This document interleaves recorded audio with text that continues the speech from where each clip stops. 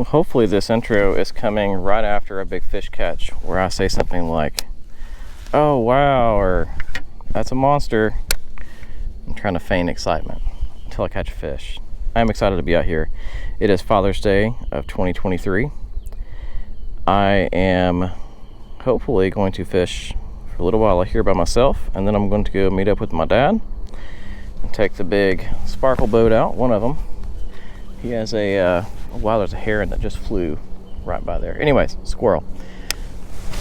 But for those of you who have not watched this channel before, which is most of you based on the analytics, I am Nathan Nelson. I am in Knoxville, Tennessee. That's my home, my stomping grounds. Mainly South Knoxville is where I actually work now and live. So a lot of my videos are central to the, I don't know, so between 20 and 30 miles of the Knoxville area. That does not mean I don't go further out, and it may not be some applicable stuff to where you are coming from. We've talked for a minute 20 now. I'm watching the camera and I'm probably just blabbering on. So let's get to it. So the title of this video is "This Channel is Not Dead, and Neither Am I." So what's been going on with me, and this is a hard video to make, the hardest one I've ever made. Just sit out here and talk, and I had to start fishing because I couldn't just talk, just staring at the camera. I have to do something with my hands. But I haven't exactly been in the greatest headspace as of late, and that's one of the reasons I haven't made videos. I have fished some, but I'll just say it, I'm battling with everything you hear in the news with depression and anxiety and a mental health situation across, I don't know if it's the world or our country, but I just wanted to share some of my experience and hope that other people out there in general, but especially men who feel like they can't get help. I am I guess I would call myself successful. I'm a college grad twice over. I have a good job. I make good money. I have an amazing wife and kids. So it's easy for people probably to think like, what do you have to be upset about, you know? And it's really hard to explain. And if you're in that situation right now, maybe you're not as lucky as I am. I would call myself privileged to have this amazing kayak I'm sitting in out here on a beautiful Sunday morning. But I just want to urge you guys to get help. And not everybody's situation is the same. And when you get help, I just want to tell you that it is not a flip of a switch. And so it may be therapy, it may be medication, and you may have your good days and your bad days, and hence the word trigger. There may be something that triggers you based on a traumatic experience you've had in the past or something like that, or maybe it's a rough day at work and you just can't shake it, or whatever it is. But it's going to be different for everybody, and it is definitely not an overnight solution. But I just beg you guys, you know, the world's a better place with you, whether you believe it or not. And there's a lot of people who are trained to and who want to help you. So that's all the good news. Oh no, maybe more good news. Is he on there? I had a bite. I never fished this section. I was thinking I'm gonna make this really long, chatty intro fishing right here because I'm probably not gonna catch anything, and that's okay because I just need to talk to the camera for a second. Anyways, so gosh, what was I even saying? Sea fishing is great therapy because all of a sudden I forget the problems I was talking about. Finding a therapist as a man is super hard to do, especially if you want a male therapist. So also some of you people, if you're watching who are younger, are looking for a profession to go into that you can make a difference in the world, a real tangible difference. Obviously, being firefighters and teachers and police and everything else is great. Not taking away from those professions at all.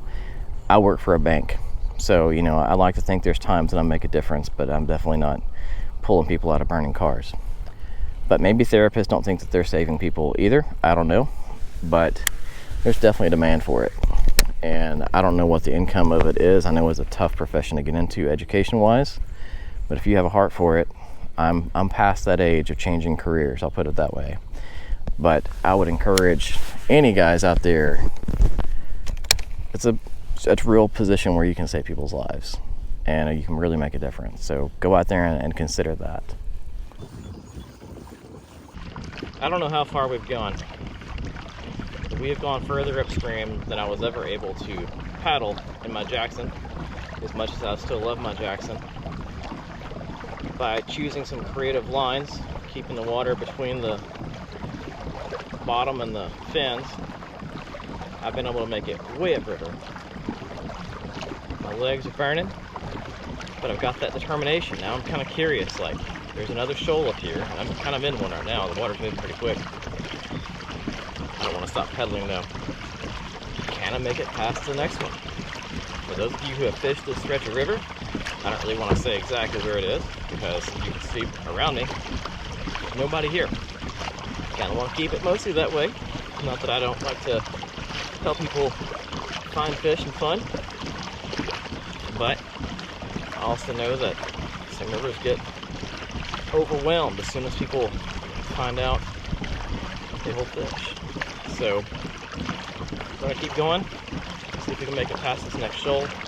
There is a secret little hole that I know up here that is near impossible to get to even when you do float downstream, because of some of the stuff you have to cross over. So one thing I worry about with this Hobie is not so much the fins. I can pick those up and paddle. I worry about the rudder. Even in its retracted position, it would be the first thing that hit on the butt of the kayak when it goes over rocks. And that scares me a little bit. Because if I know anything about Hobies, if it starts with an H, it's real expensive. So I don't want to break anything.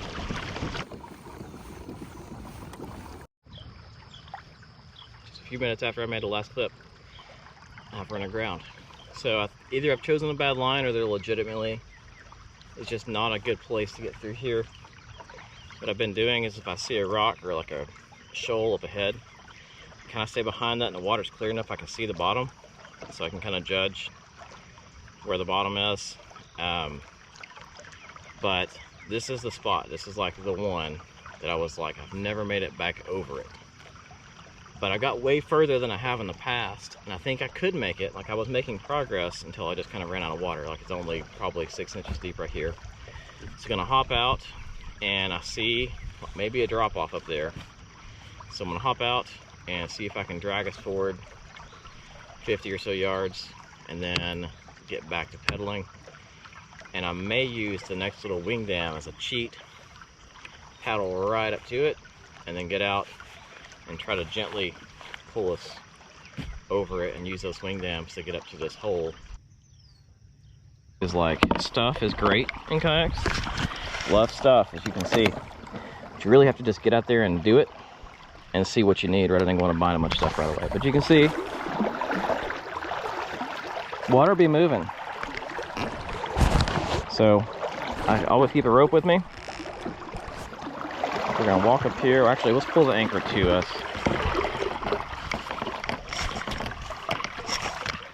I have a really fancy anchor system. I have an anchor wizard, which, yes, is fancy-ish. I also have a 5-pound dumbbell weight, which is exclusively purchased at anywhere. There's a deer on the shoal up there. There's no way you'll be able to see it in this GoPro, but it's kind of cool nonetheless. It is getting deeper, so I might be able to go from here. I'm actually kind of amazed at how deep of water those fins need. It's the 180 pickup drive. It's a 2021 Hobie up back.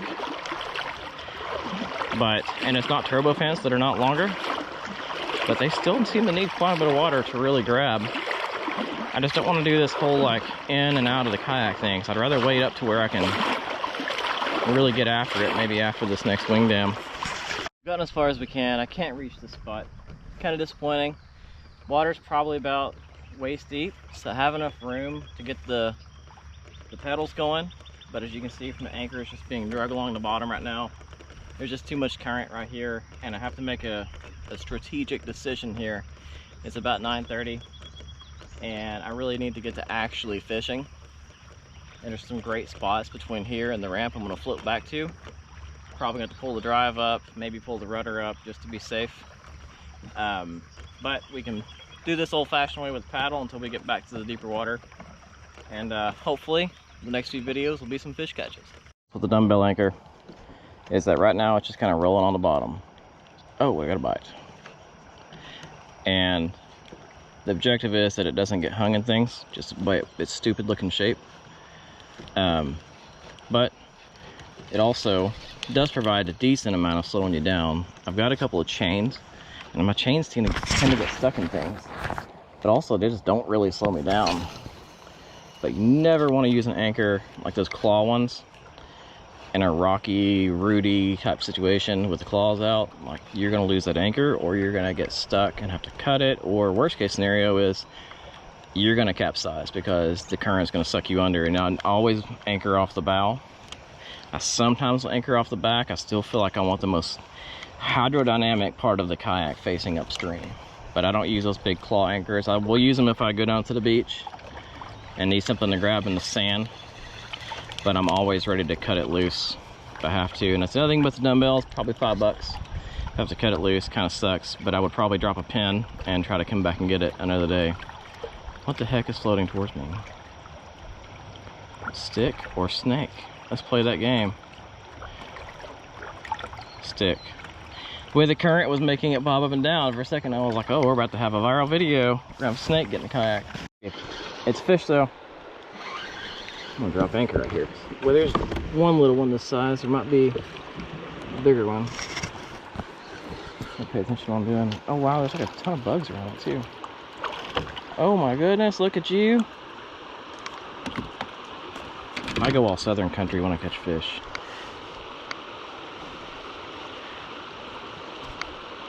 How'd you even get that in your mouth, dude? I actually used a little bit bigger hook today, hoping that I don't have anybody swallow it. And he did not swallow it. And I'm surprised he can get that in his mouth. Look at that tank.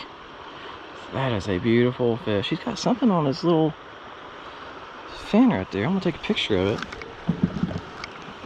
I'm assuming that's a TWRA or something, little guy.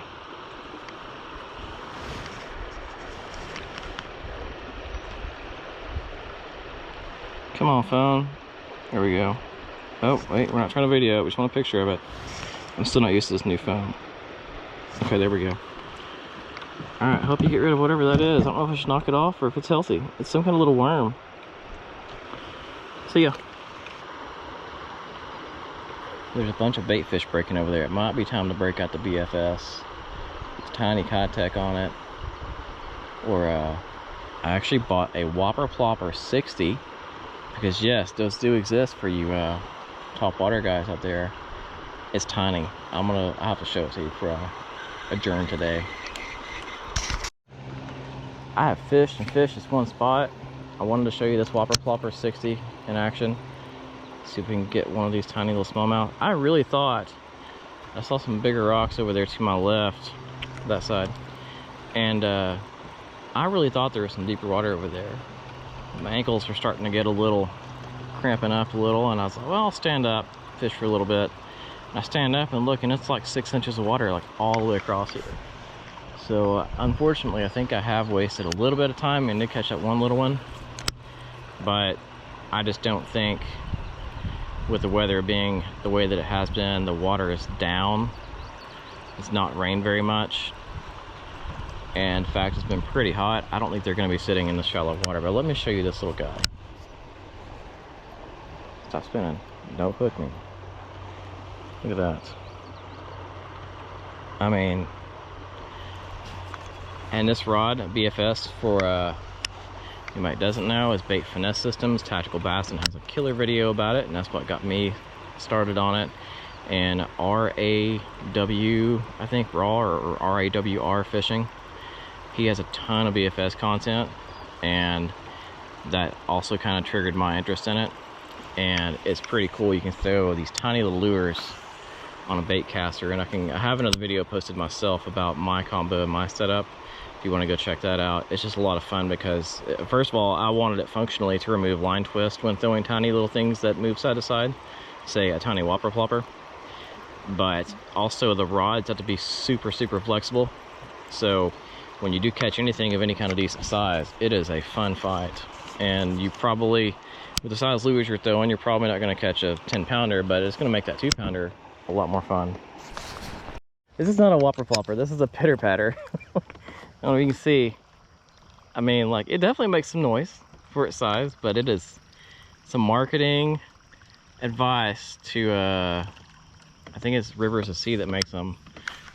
This is called the pitter patter. In my videos and when I'm fishing from now on, it shall be called the pitter patter. I battled all that way to get to that current, that real strong current there. Shoals. Now I'm starting to question, wasted my time. It was still fun, you know, so take that for what it is. But I have caught a lot of fish down here in the slower water before in these hotter days, so we shall see. There is a peacock somewhere making a lot of noise, and I saw a bald eagle, which is kind of cool. I do want to share a few things in this fast current like this. You never want to be sideways. If you were to hit a rock going sideways, it could flip you right over or swamp you. So even if I'm trying to move side to side in the current, I will let the current just kind of slowly push me to side and just kind of feather the paddle in the water. And you can see how I'm slowly moving across this current, letting it kind of push the bow. You can hear me with the paddle. But I want to keep the boat faced up or downstream. I don't want to be sideways, catch a rock the wrong way, and end up on WBR, man capsizes kayak. I always run a PFD. It is an inflatable one. It does worry me a little bit, but I have seen them work, and I've seen some demonstration videos of how these will keep your head above water no matter what if you're knocked unconscious. So I do like that. We're going to drop anchor right here. It's going to swivel us this way, which is okay because we want to fish this pocket.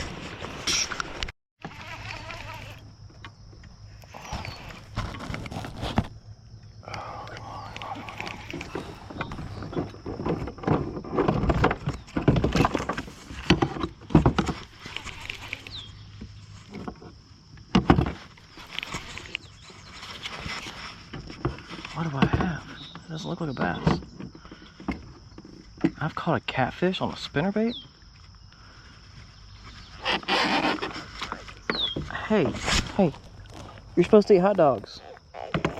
Yeah, hear him talking to me. Is it good? It tastes good.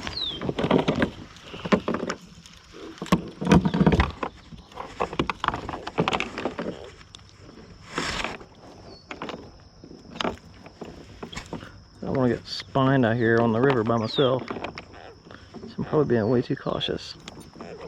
I almost got spined anyways. Where is the hook at? And keep wiggling, that'll do it.